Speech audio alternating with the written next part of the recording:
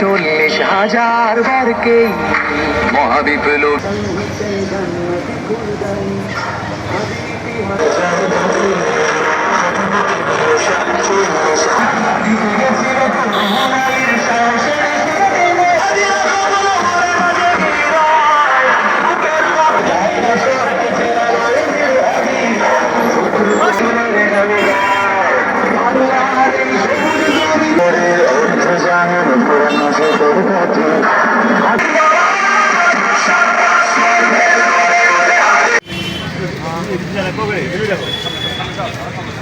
সন্দিহান, কারণ দেখেন আমাদের জুলাই শহীদের রক্তের উপর দাঁড়িয়ে যে গভর্নমেন্টটা ফর্ম করা হয়েছে, তারা কেন আজকে 37 দিন হওয়ার পরেও আমরা যেরকম প্রত্যাশা করেছিলাম তারা কি ব্যবস্থা নিয়েছে?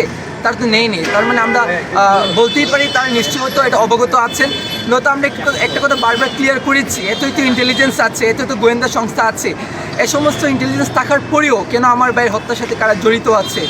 ভারতের কোনো মদত আছে কিনা, এখানে কোনো এম্বাসি এখানে ইন্টারাপ্ট করছে কিনা, গভর্নমেন্টের কোনো প্রভাবশালী উপদেষ্টা এখানে জড়িত আছে কিনা বা অন্যান্য কোনো মহল আছে কিনা, এগুলো কেন তারা ডিসক্লোজ করছেন না? তো এটা খুবই স্বাভাবিক যে আমরা এটা নিয়ে সন্দেহান আছে এবং আমরা সন্দেহ করছি, কাউকে আমরা সন্দেহ বাইরে রাখছি না।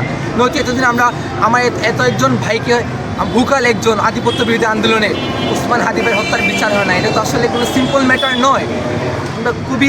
আমরা প্রত্যাশা করি যেন এটা দ্রুত সময়ের মধ্যে আমার ভাই হত্যার বিচার বাস্তবায়ন করা হয়।